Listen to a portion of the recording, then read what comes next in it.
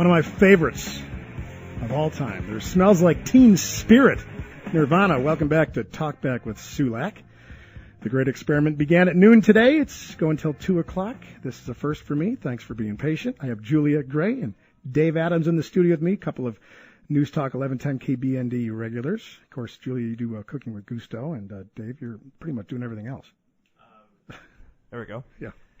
News director here, and just living the dream in Central Oregon. Living the dream, baby. This last guy, Tim. Right here by the canal. We're right next to the Pilot Butte Canal, a cavalcade of cascading water. You could probably drink out of that canal. So I wouldn't. I wouldn't try that. Believe me, I'm from Cleveland and Chicago. I could drink out of that, and my body would repel whatever's in there. Because I've had a lot worse stuff. And John, in the tank. John, you hanging in there, buddy? I am hanging in there. You having fun? Oh, more fun than a human being should be allowed to have. I like your shirt. You got one of those faux shirts with the tie, and it's looking pretty good. Now, Donald Shirtless in here taking pictures.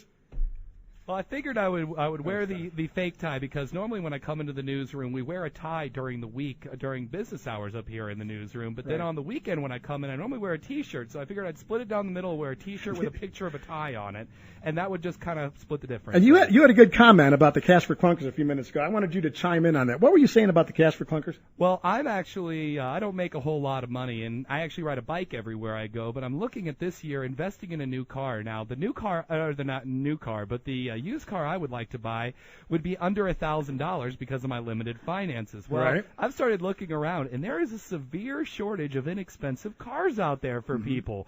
Like with the government offering $4,500 for all the clunkers that are out there, it's taking that segment of the market and just moving it away out of the reach of people like me. So the poorest people in our country that need the cars the most are going to be hurt the most by this because people want to get a big fat rebate when they're going and buying a brand new car. And I believe that this is something that it really hurts people that don't make a lot of money and is a bit inconsiderate on behalf of the administration. That's a really great point. That's a great point. So there's a whole segment of society that's not going to get this break. That's not going to be able to afford the only cars that they can afford. Bingo. The only car he can afford, we're crunching them up. We're destroying them and crunching up, turning them into Pepsi cans.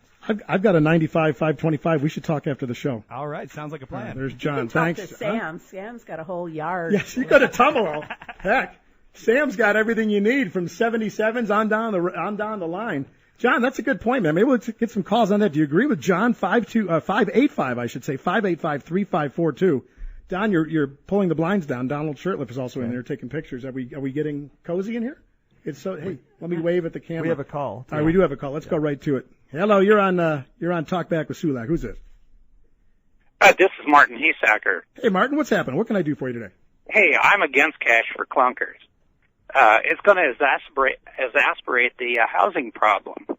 How so? How many people have been hanging out in their cars in these hard times? Wait till we're all in Obama cars where you can fit 2 people max. You can't live in your cars is what you're saying? Yeah, that's what's going to happen next. I'm telling you. I agree with John, the last caller. That was a point that I was going to make as well. That's our news guy. John is right on, yeah. That's our news guy, John. He's made a very good point. Yes. I'm against cash for clunkers. I've been watching the news. You see many of these good, usable cars just being crushed and destroyed. Right. And it's out of line for the typical person. If you got $25,000 laying around in the bank and you can pick it up and go spend it at will, that's fine. But that's what you need to come up with a decent car after the government rebate. Another $25,000. It puts it out of the reach of most people. Are you an Obama fan, Martin? Am I what? An Obama fan. No. All right, because a lot of people are saying this is his one shining moment, the only thing that he's done since he's been in office that hasn't been, of course, I'm a little biased, an abject failure. I mean, it worked kind of at first for a lot of people, but now it's starting to double back, and you and John and others are thinking maybe this isn't such a great deal after all. But what else has Obama done except awaken the sleeping giant at these town halls? I mean, this is his claim to fame, cash for clunkers. Say that 5 times fast. It doesn't it doesn't roll off the tongue very well. No, it doesn't. Well, we've given him a chance, and so far I haven't seen anything that really benefits the country. It's a short-term benefit for the car dealers to move and to get Detroit pumping iron again and making things happen, but it's very short-term. And when these cars that the people can barely afford. They got to get out of the poor wreck they were in. Right. Once these are taken back for failure to pay, that's when I'll go out and buy a car again. Because there's going to be a flood of those on the market, and I'm saving my coins till then.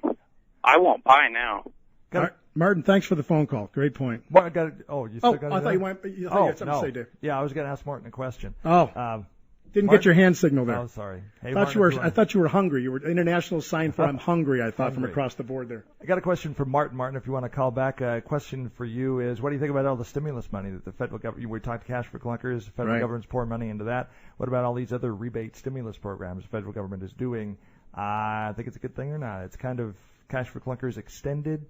Not when our deficit's going to be $9 trillion. That's my point. In 5 years, absolutely. I mean, so I was interested in Martin's take on that.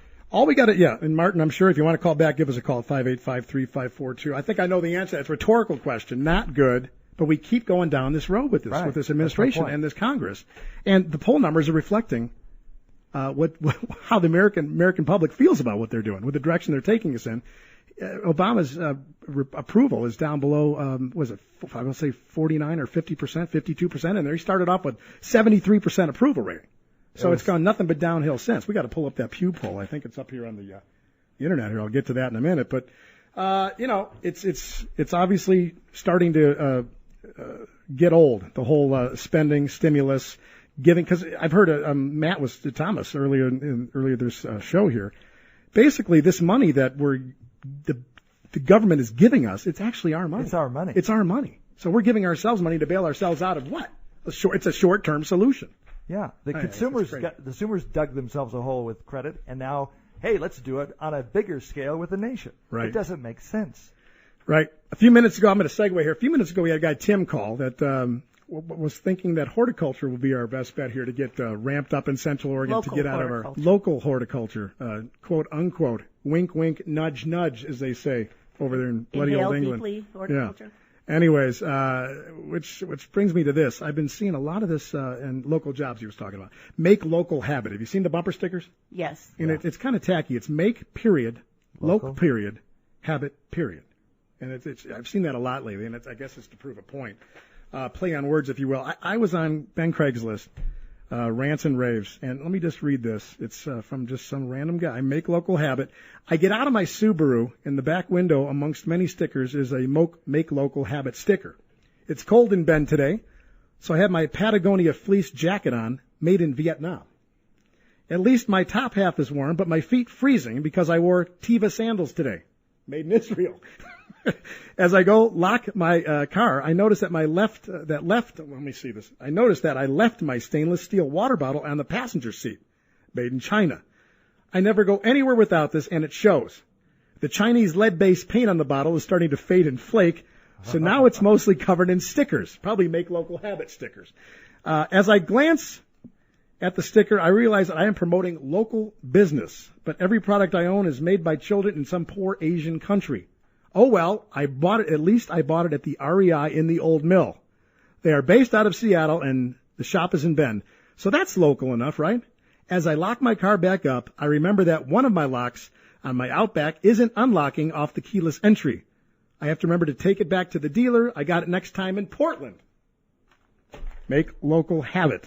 Guy makes a good point. Touché. Makes a great point. Why don't you give us a call? And I keep thinking that it's code for, because these are the same people that have the Obama bumper stickers on, the global warming bumper stickers. I still think it's code. Make local habit is code for I've got mine, or slam the door. I'm here.